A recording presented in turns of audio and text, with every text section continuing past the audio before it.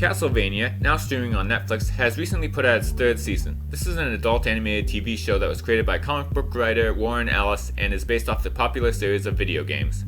Let me just get something out of the way. I have never played the games. I don't even know much about them at all, but as a standalone series, this is a pretty solid show. Genre-wise, it is a rarity in television. A Western animated show aimed at adults which has no comedic elements. It is a very dramatic, anime-inspired show that at times feels like a cartoon Game of Thrones.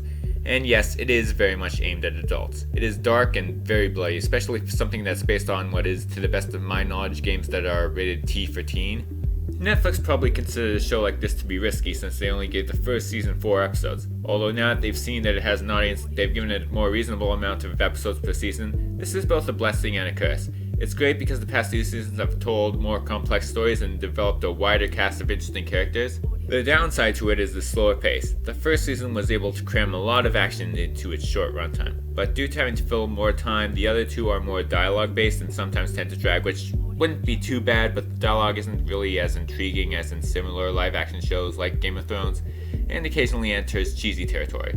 Its real strength is in the fantasy and action sequences that truly harness the potential of animation. Anyway, the third season follows the scattered characters after the end of the second season while a new threat emerges. These individual stories are pretty interesting even if they don't always have the same overall narrative drive that the first 2 seasons did, but it gets more intense as more is revealed, culminating in the action-heavy final couple episodes. As usual, this season is very entertaining and full of commentary on society and religion. The entire series should also be noted for the fact that even the evil characters have completely understandable motives and are about as developed as the good guys. I don't think that this season is as good as the first 2, but it's still another interesting addition to Netflix's extensive catalog.